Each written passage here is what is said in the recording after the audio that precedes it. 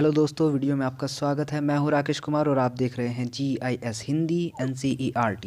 दोस्तों, आज हम हल करने वाले हैं कक्षा 7 के गणित विषय की प्रश्नावली 7.2 को। तो दोस्तों चलिए वीडियो को शुरू करते हैं। दोस्तों, इस प्रश्नावली को हल करने से पहले हमें इससे संबंधित कुछ नियमों को समझना होगा। उन नियमों को समझने के बाद आपको यह प्रश्नावली बहुत ही आसान लगेगी। तो दोस्तों चलिए पहले उन नियमों को समझते हैं। दोस्तों ये देखिए, ये हैं वे नियम। त्रिभुज की सर्वांग समता के लिए प्रतिबंध।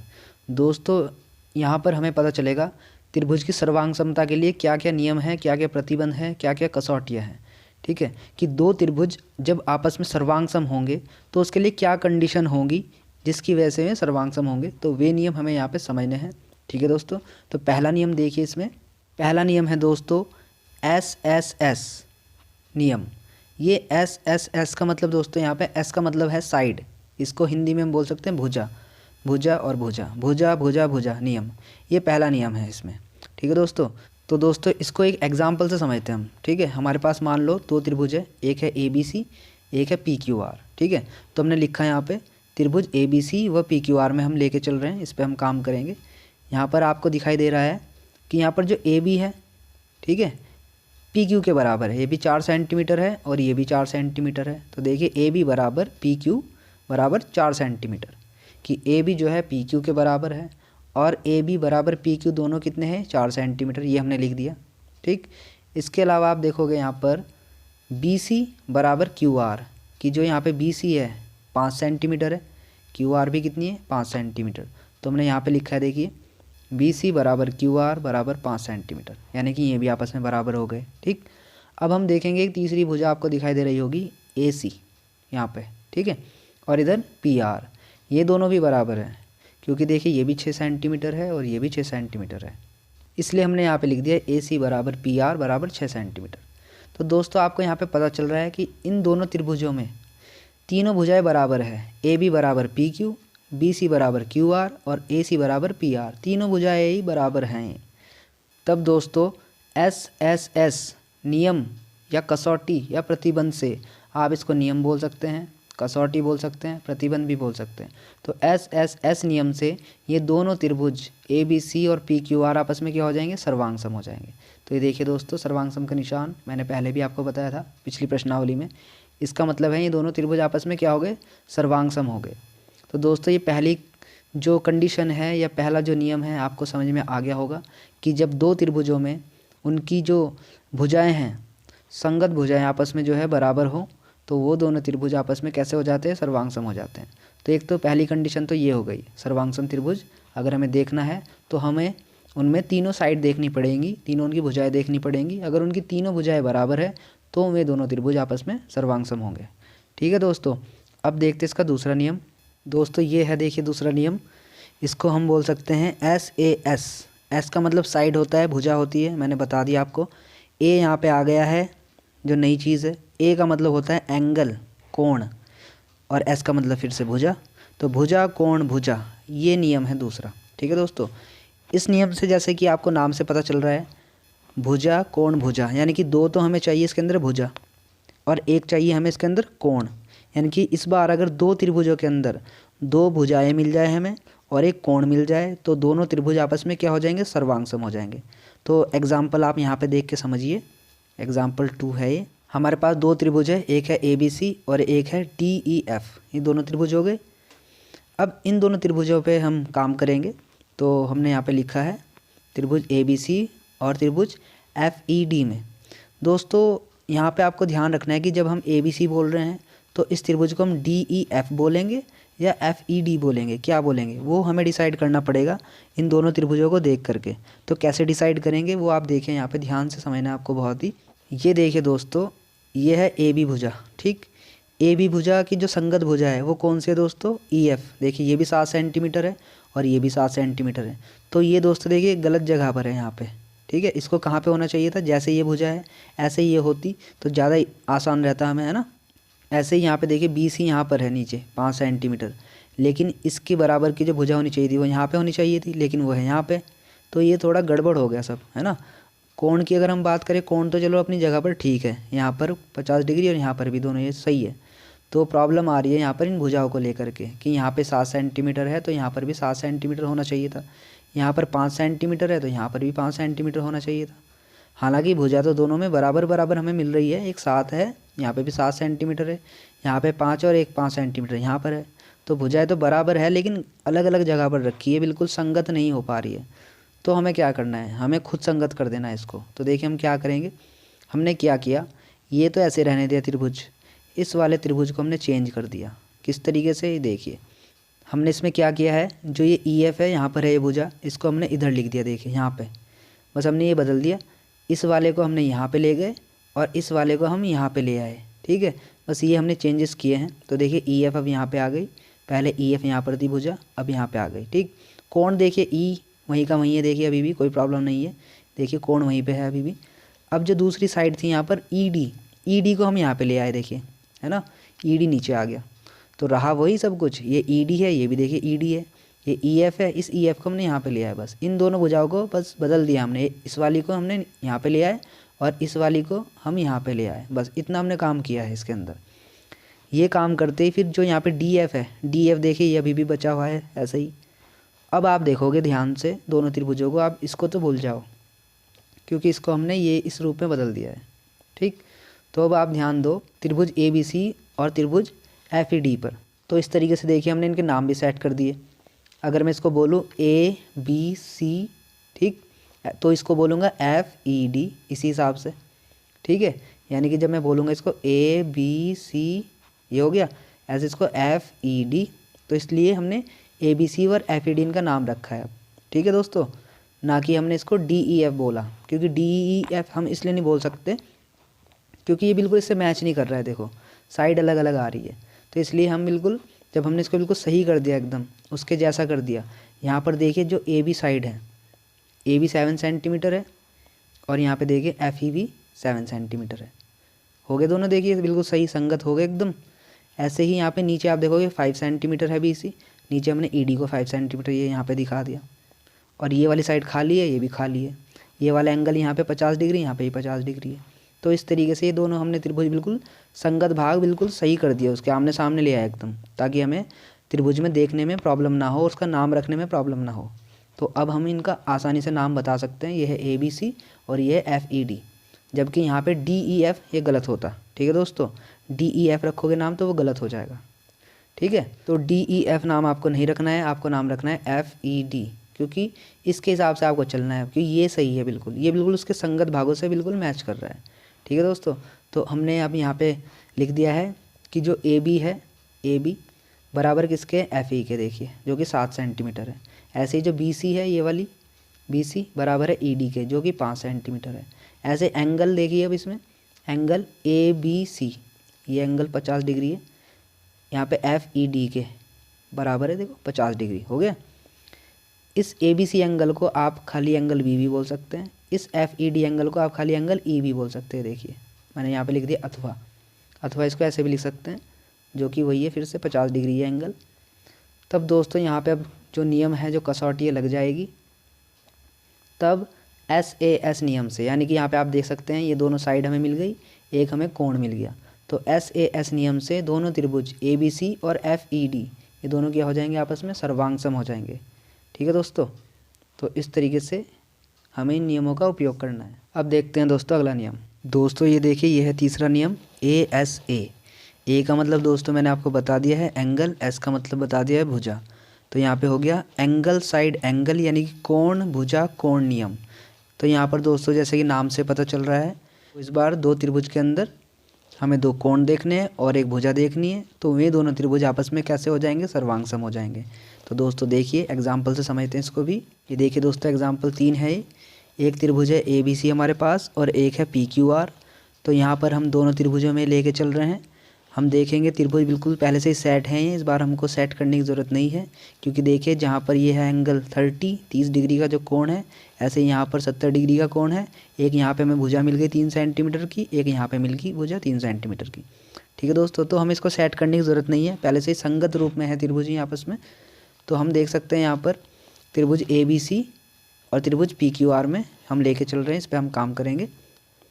यहाँ पर आप देखिए कोण ए बराबर कोण पी के, ठीक है, कितना 30 डिग्री, 30 डिग्री हो गया। ऐसे ही कोण बी बराबर कोण क्यू के कितना 70 डिग्री हो गया, तो दोनों बराबर हो गए। और एक हमें भुजा भी मिल गई, कौन सी, बी सी बराबर क्यू आर, जो कि कितनी है 3 सेंटीमीटर। ठीक है दोस्तों, तो देखिए दो तो हमें मिल गए कोणीय और एक मिल गई हमें भुजा, तो ए एस ए नियम लग गया, हमने लिखा यहाँ पे। तब ए एस ए नियम से यानी कि कोण भुजा कोण नियम से दोनों त्रिभुज ए बी सी और पी क्यू आर क्या हो गए, सर्वांग सम हो गए। ठीक है दोस्तों, तो बस ऐसे ही करना है। एक नियम और देखिए अब इसका दोस्तों, एक नियम और देखिए, ये है समकोण त्रिभुजों में सर्वांग समता। समकोण त्रिभुजों में सर्वांग समता का नियम है दोस्तों ये नियम उन त्रिभुजों में काम करेगा जो कि समकोण होंगे, मतलब कि जिनमें 90 डिग्री का एक कोण होगा। जैसे कि ये आप देख सकते हैं यहाँ पे 90 डिग्री का कोण है, ये देखिए, ये समकोण त्रिभुज है, इनमें काम करेगा ये।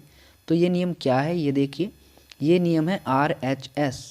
यहाँ पर R का मतलब है राइट एंगल यानी कि समकोण, H का मतलब है यहाँ पर ये हाइपोटेनियस यानी कि कर्ण, S का मतलब है साइड यानी कि भुजा, जैसा कि मैंने आपको बता दिया है। तो यहाँ पे RHS का मतलब हुआ है दोस्तों समकोण कर्ण भुजा, ये नियम है। यानी कि एक तो हमें देखना पड़ेगा इसके अंदर समकोण, एक चीज़ देखनी पड़ेगी इसके अंदर हमें कर्ण, और एक है भुजा। तो ये तीनों चीज़ें अगर हमें दो समकोण त्रिभुज में मिल गई तो समझो वे दोनों समकोण त्रिभुज आपस में सर्वांग सम हो जाएंगे। ठीक है दोस्तों, तो एग्जाम्पल से समझते हैं इसको भी। ये देखिए दोस्तों, एग्जाम्पल 4 है यहाँ पर। एक त्रिभुज है हमारे पास ABC जो कि एक समकोण त्रिभुज है, जैसा कि आप देख सकते हैं, और एक त्रिभुज है हमारे पास PQR जो कि एक समकोण त्रिभुज है। तो दोनों ही समकोण त्रिभुज है। अब हमें देखना है कि ये जो दो समकोण त्रिभुज है क्या ये आपस में सर्वांग सम है। तो सर्वांग सम देखने के लिए हम इस ही नियम का यूज़ करेंगे इसके अंदर। एक तो हम राइट एंगल देखेंगे यानी कि समकोण देखेंगे, दूसरा हम हाइपोटेनियस यानी कि कर्ण देखेंगे, और तीसरा हम साइड देखेंगे यानी भुजा देखेंगे। तो देखते हैं दोस्तों, यहाँ पे मैंने लिखा है त्रिभुज ABC और त्रिभुज PQR में, क्योंकि हमें देखने पे पता चल रहा है यहाँ पे बिल्कुल त्रिभुज ही आपस में सेट हैं पहले से ही, क्योंकि यहाँ पर 5 सेंटीमीटर है, यहाँ पर भी 5 सेंटीमीटर है, यहाँ पे 3 सेंटीमीटर है, यहाँ पर भी 3 सेंटीमीटर है, यहाँ पे 90 डिग्री का एंगल है, यहाँ पर भी 90 डिग्री का एंगल है। तो बिल्कुल संगत है अभी, तो हमें कुछ भी बदलने की ज़रूरत नहीं है। तो सीधा सीधा हम लिख सकते हैं त्रिभुज ABC और त्रिभुज PQR में। तो यहाँ पर आप देख सकते हैं कोण B बराबर कोण Q बराबर कितना हो गया, 90 डिग्री है, समकोण है। तो एक चीज़ तो हमें मिल गई, समकोण तो हमें मिल गया। अब हम बात करते हैं कर्ण की। तो कर्ण आप देख सकते हैं समकोण के जो सामने वाली भुजा होती है वो कर्ण कहलाती है, और ये एक समकोण त्रिभुज में सबसे बड़ी भुजा भी होती है। ऐसे यहाँ पर आप देख सकते हैं, तो यहाँ पर हो गया AC 5 सेंटीमीटर और यहाँ पर हो गया PR 5 सेंटीमीटर। तो AC बराबर PR कितना, 5 सेंटीमीटर। तो दोनों बराबर है, 5-5 सेंटीमीटर की है, तो ये भी बराबर हो गई, यानी कि हमें कर्ण भी मिल गया। अब हमें देखनी है एक भुजा। तो भुजा जैसा कि आप देख सकते हैं यहाँ पर नीचे BC और यहाँ पर देख सकते हैं QR, दोनों 3-3 सेंटीमीटर की है। तो हमने यहाँ पे लिख दिया BC बराबर QR बराबर 3 सेंटीमीटर। तो दोस्तों हमें तीनों चीज़ें मिल गई हैं, हमें समकोण भी मिल गया है ये देखिए, और हमें कर्ण भी मिल गया है ये देखिए, और हमें भुजा भी मिल गई है। ठीक है, तब हम कहेंगे कि RHS नियम से दोनों त्रिभुज ABC और त्रिभुज PQR आपस में सर्वांग सम है। ठीक है दोस्तों, तो ये तो थे कुछ नियम। इन नियम की मदद से अब हम इसकी प्रश्नावली को बहुत ही आसानी से कर सकते हैं। तो दोस्तों चलिए अब इसकी प्रश्नावली को हल करते हैं। दोस्तों ये देखिए, यह है 7.2 प्रश्नावली का पहला क्वेश्चन। इस क्वेश्चन में पूछा गया है निम्न में आप कौन से सर्वांग सम प्रतिबंधों का प्रयोग करेंगे। जो अभी हमने नियम पढ़े हैं ASA, SAS, SS, RHS, इन नियमों को बताना है कि इनमें से कौन सा नियम इनमें लग रहा है। तो ये हमें देख करके बताना है। पहले हम क्वेश्चन को ध्यान से देखेंगे तब हमें पता चल जाएगा इसके बारे में। पहला क्वेश्चन देखिए, इसमें हमें दिया है AC बराबर DF, यानी कि हमारे पास आकृति है जिसमें कि AC और DF इन दोनों को बराबर दिखाया गया है। फिर है AB बराबर DE, तो देखिए ये है AB, ये है DE के बराबर। तो ये भुजाएं हैं, यहाँ पे हमें दो भुजाएं बराबर मिल गई है अभी तक। आगे देखते हैं, फिर है BC बराबर EF, ये BC ये भी एक भुजा है, ये EF के बराबर है। तो आप देख सकते हैं यहाँ पर इन दोनों आकृतियों में हमें इसमें और इसमें ABC और DEF में तीनों भुजाएं बराबर मिली है। इस वजह से ये दोनों त्रिभुज ABC और त्रिभुज DEF दोनों सर्वांग सम हो गए। तो दोस्तों यहाँ पर कौन सा नियम लगा है, जैसा कि हमें पता है अगर तीनों भुजाएं बराबर हो तो S S S, भुजा भुजा भुजा, भुजा वाला नियम लगा है यहाँ पे। तो बस दोस्तों यही बताना था कि कौन सा नियम है यहाँ पर। S S S कसौटी से या एस एस एस नियम से या एस एस एस प्रतिबंध से ये दोनों त्रिभुज आपस में सर्वांग सम हो गए। ठीक है दोस्तों। अब देखिए दोस्तों दूसरा क्वेश्चन है, यहाँ पर हमें दिया है और दो आकृति भी दे दी गई हैं।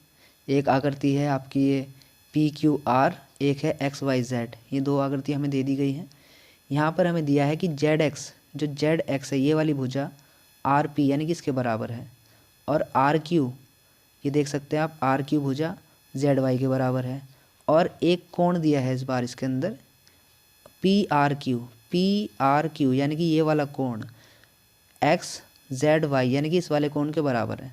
तो दोस्तों साफ साफ पता चल रहा है यहाँ पे दो तो में भुजा मिल गई और एक कोण मिल गया, यानी कि एस ए एस, देखिए दो भुजा मिल गई एस एस, एक कोण मिल गया, तो यानी कि एस ए एस कसौटी से दोनों त्रिभुज पी क्यू आर और एक्स वाई जेड आपस में क्या हो जाएंगे, सर्वांग सम हो जाएंगे। ठीक है दोस्तों, तो इसके अंदर एस ए एस प्रतिबंध लगा हुआ है।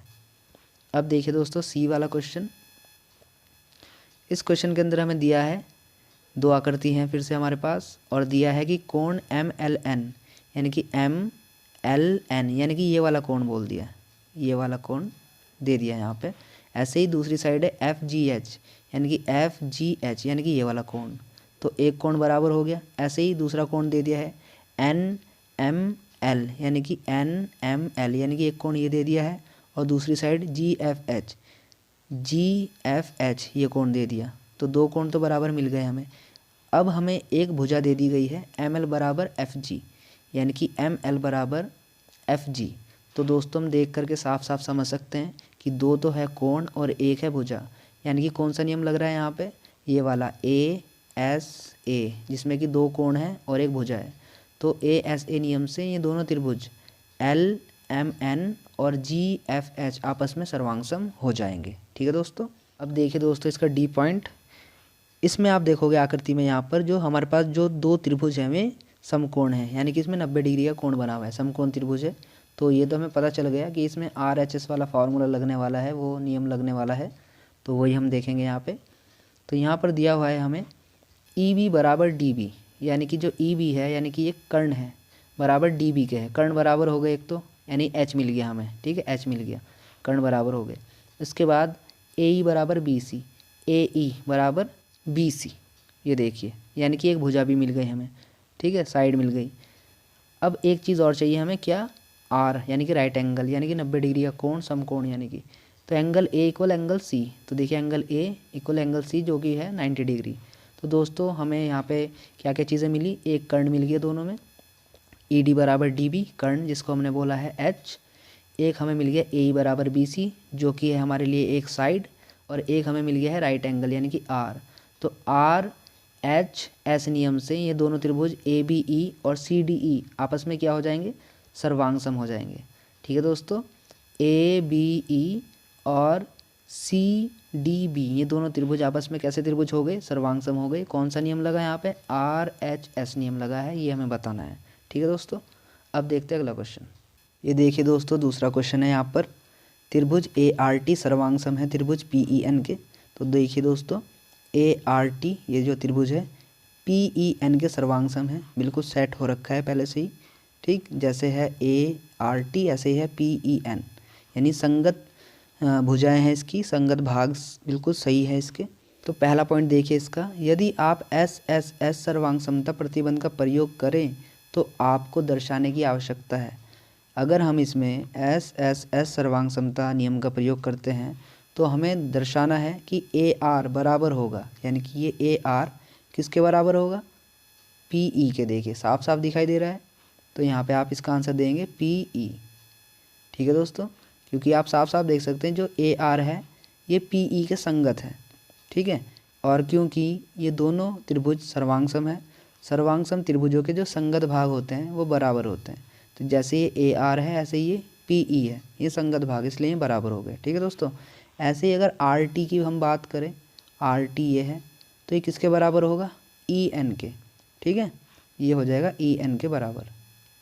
ऐसे ही अगर हम ए टी की बात करें यानी कि इसकी, तो ये किसके बराबर होगा, पी एन के। ठीक है दोस्तों, तो इस तरीके से संगत भाग आपस में बराबर हो जाएंगे क्योंकि ये दोनों त्रिभुज यहाँ पे सर्वांग सम है। अब दोस्तों इसका बी पॉइंट देखिए, बी पॉइंट में दिया है, यदि यह दिया गया है कि कोण टी बराबर कोण एन है, यानी कि दोस्तों हमें दे दिया है कोण टी बराबर कोण एन, ये तो दोनों बराबर दे दिए हैं और आपको इसमें लगाना है SAS प्रतिबंध। तो आपको आवश्यकता होगी किस चीज़ की, नंबर 1 पॉइंट इसमें है RT। RT किसके बराबर होगा, तो आप देख सकते हैं RT किसके बराबर होगा दोस्तों, EN के, वही वाली बात हो गई। RT हो जाएगा EN के बराबर और PN जो आप देख सकते हैं यहाँ पे PN ये किसके बराबर हो जाएगा दोस्तों, AT। PN हो जाएगा AT के बराबर। तो इस तरीके से दोस्तों एक तो हमें कोण मिल गया ये देखिए, और दो हमें भुजाएं मिल गई ये देखिए आपस में बराबर है। तो SAS प्रतिबंध लग गया यहाँ पे और दोनों ये सर्वांगसम हो गए, जो कि पहले से ही क्वेश्चन में दिया हुआ था कि ये दोनों आपस में सर्वांगसम है। ठीक है दोस्तों, अब देखिए इसका तीसरा पॉइंट, यदि यह दिया गया है कि AT बराबर PN, यानी कि ये भुजा और ये तो दोनों बराबर है, तब आपको ASA प्रतिबंध का प्रयोग करना है। तो आपको आवश्यकता होगी किन चीज़ों की, देखिए दोस्तों क्वेश्चन में कहा है कि आपको AT बराबर PN, यानी कि एक भुजा तो दे दी है आपको, और आपको जो नियम लगाना है वो लगाना है ASA वाला। ASA में यानी कि दो तो हमें कोण चाहिए, एक हमें भुजा चाहिए, एक भुजा हमें मिल चुकी है, बस अब हमें दो कोण चाहिए। तो दो कोण आप कोई भी ले सकते हैं। तो दोस्तों आप इसमें ऐसे ले सकते हैं, क्योंकि आपको एक भुजा तो दे दी गई है तो आपको दो कोण और चाहिए ताकि ASA नियम लग जाए। तो आप इस तरीके से ले सकते हैं इनके संगत कोण, जैसे कोण R है ऐसे यहाँ पे कोण E है। तो आप ले लो फर्स्ट पॉइंट में कोण R बराबर कोण E, ये ले लिया। सेकंड पॉइंट में आप ले लो यहाँ पे कि कोण A बराबर कोण P, कोण A बराबर कोण P, क्योंकि दोनों सर्वांग तो है ही त्रिभुज हैं, तो संगत कोण इनके बराबर हो जाएंगे, जैसे कोण R कोण E के और कोण A कोण P के। तो दोस्तों इस तरीके से देखिए एक भुजा दी हुई थी और दो कोण हमने आगे के निकाल लिए, यही हमें कोण निकालने थे। ठीक है दोस्तों, अब देखते हैं अगला क्वेश्चन। दोस्तों ये देखिए तीसरा क्वेश्चन है, आपको त्रिभुज AMP सर्वांगसम त्रिभुज AMQ दर्शाना है। दोस्तों यहाँ पर दो त्रिभुज दिए गए हैं AMP और AMQ, इन दोनों को सर्वांगसम हमें दर्शाना है। निम्न चरणों में रिक्त कारणों को भरिए। और दोस्तों यहाँ पर हमें कुछ ये क्रम दिए गए हैं और इनके हमें कारण बताने हैं यहाँ पर रिक्त स्थान भरने एक तरीके से। ठीक है, तो दोस्तों आप पहले आकृति को ध्यान से देखिए, दो त्रिभुज हैं यहाँ पर और यहाँ पर हमें कुछ चीज़ें दी गई हैं बराबर, जैसे कि ये भुजा PM MQ के बराबर दी गई है और ये कोण है यहाँ पे इस वाले कोण के बराबर दिया गया है, यानी कि दो कोण बराबर है AMP AMQ के बराबर है, ये चीज़ें हमें दी गई है। तो सबसे पहले हम यहाँ पे पहला पॉइंट देखते हैं, PM बराबर QM। देखिए PM और QM बराबर है, क्यों बराबर है वो यहाँ पे कारण आपको बताना है। तो इसका दोस्तों जो कारण है वो है दिया है, आप नीचे देख सकते हैं PM और QM बराबर है क्योंकि दिया है, देखिए दे रखा है यहाँ पे आकृति में निशान लगे हुए हैं देखो बराबर के कि ये बराबर है। ठीक है, एक तो ये चीज़ हो गई, ये दे दिया है क्वेश्चन में ही। फिर दूसरा देखिए इसमें कोण PM में बराबर कोण QM में, देखो PMA यानी कि ये कोण QMA ये कोण ये भी बराबर दिए हुए हैं, जैसे कि आप आकृति में देख सकते हो निशान बने हुए हैं बराबर हैं ये दोनों कोण आपस में। ठीक है, तो ये भी हमने लिख दिया है और पहला भी दिया है, हो गया। ठीक है, इसके अलावा AM बराबर AM, अब देखो AM बराबर AM ये दोनों ही बराबर है, ये तो बराबर होंगे क्योंकि ये दोनों कॉमन है। देखो ये AM इस त्रिभुज के लिए भी कॉमन है, ये AM इस त्रिभुज के लिए भी कॉमन है। तो AM बराबर AM, क्योंकि ये AM दोनों में ही आ रहे हैं, दोनों ही त्रिभुज में आ रहे हैं, इसलिए ये बराबर है और इनको हम कहेंगे उभयनिष्ठ, कि ये उभयनिष्ठ है मतलब कॉमन है, ये दोनों ही त्रिभुजों में आ रहे हैं। और ये बराबर भी है क्योंकि AM तो AM ही है, AM तो AM के बराबर हो गई। ठीक है दोस्तों, तो इस तरीके से हमें क्या मिल गया, देखो दो तो भुजाएं मिल गई और एक कोण मिल गया। तो कौन सा नियम लग गया यहाँ पे, SAS नियम। S का मतलब हो गया दो साइड, यानी दो भुजाएं हमें मिल गई, A का मतलब एंगल, एक कोण भी हमें मिल गया। तो SAS नियम से दोनों त्रिभुज AMP और AMQ आपस में क्या हो गए, सर्वांगसम हो गए। ठीक है दोस्तों, यही हमें प्रूफ करना था कि ये जो दोनों त्रिभुज हैं यहाँ पर ये दोनों क्या है, सर्वांगसम है, और ये हमने प्रूफ कर दिया है। ठीक है दोस्तों, अब देखते हैं इसका अगला क्वेश्चन। दोस्तों अब देखिए क्वेश्चन नंबर 4 है ये, त्रिभुज ABC में कोण A बराबर है 30 डिग्री और कोण B बराबर है 40 डिग्री और कोण C बराबर है 110 डिग्री। ऐसे ही त्रिभुज PQR में कोण P बराबर है 30 डिग्री, कोण Q बराबर है 40 डिग्री और कोण R बराबर है 110 डिग्री। आप यहाँ पे देख सकते हो कि दोनों ही त्रिभुजों में समान कोण दिए गए हैं, यानी कि एंगल एंगल एंगल तीनों ही एंगल बराबर दिए गए हैं। तो एक विद्यार्थी कहता है कि एंगल एंगल एंगल ए सर्वांगसम नियम से ये दोनों त्रिभुज आपस में सर्वांगसम है। अब हमें ये बताना है कि क्या यह कथन सत्य है, अगर है तो क्यों, और नहीं है तो क्यों नहीं है।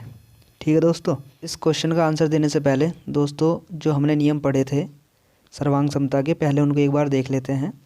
पहला नियम मैंने बताया था आपको एस एस एस, ठीक। दूसरा मैंने बताया था आपको एस ए एस, एक नियम और बताया था ए एस ए।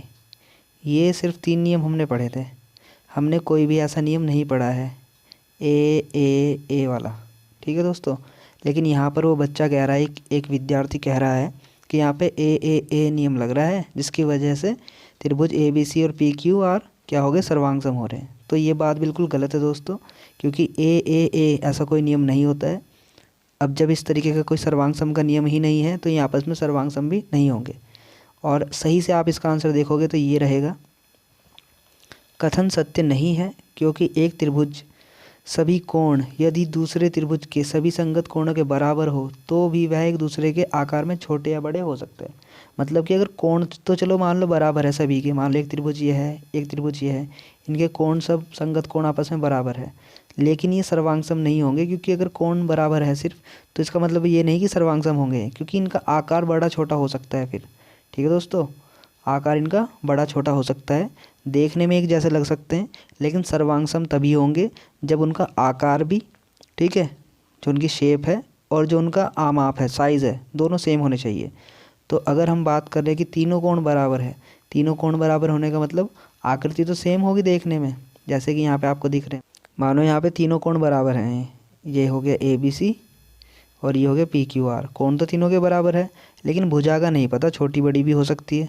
तो इस वजह से हम कह सकते हैं कि ये जो 2 त्रिभुज है ए बी सी और पी क्यू आर, इनमें कोण तो चलो बराबर है, जो संगत कोण है, लेकिन इसमें भुजा का कहीं जिक्र नहीं हुआ है, इसलिए ये दोनों त्रिभुज छोटे बड़े हो सकते हैं। अगर ये त्रिभुज छोटे बड़े होंगे तो ये सर्वांगसम नहीं होंगे, क्योंकि सर्वांगसम तो तभी होंगे जब इनके साइज़ शेप दोनों समान होंगे। तो इस तरीके से त्रिभुज ए बी सी और पी क्यू आर सर्वांगसम नहीं होंगे, क्योंकि ए कोई नियम नहीं होता है। ठीक है दोस्तों, अब देखते हैं अगला क्वेश्चन। दोस्तों अब देखिए क्वेश्चन नंबर 5 है, आकृति में 2 त्रिभुज ए आर टी तथा ओ डब्ल्यू एन सर्वांगसम हैं। दोस्तों आकृति के अंदर 2 त्रिभुज हमें दिए गए हैं, एक है ए आर टी, ठीक है, और एक है ओ डब्ल्यू एन। ये दोनों सर्वांगसम है, जिनके संगत भागों को अंकित किया गया है।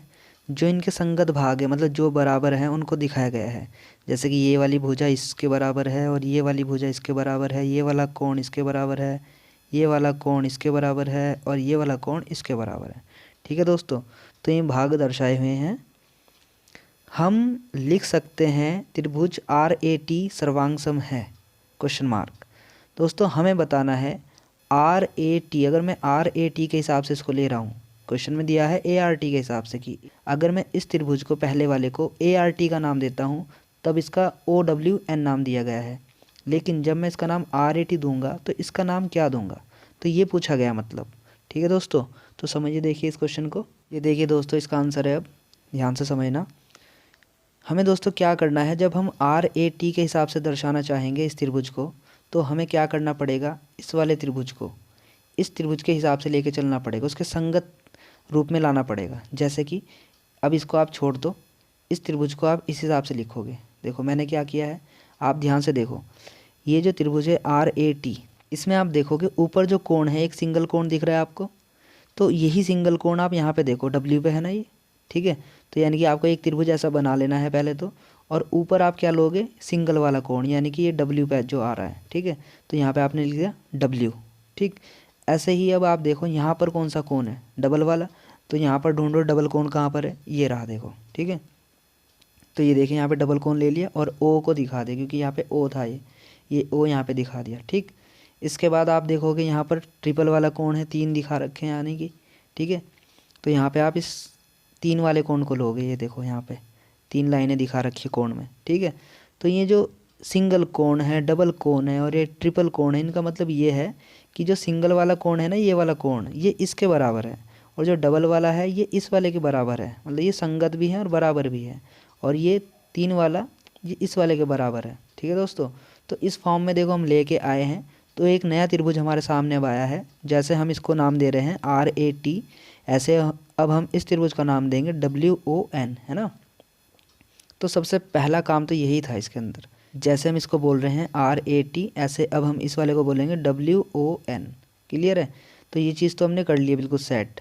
अब हमें इन्हें सर्वांगसम प्रूफ करना है। वैसे तो सर्वांगसम है ही पहले से ही, बट फिर भी हम एक बार प्रूफ कर देते हैं।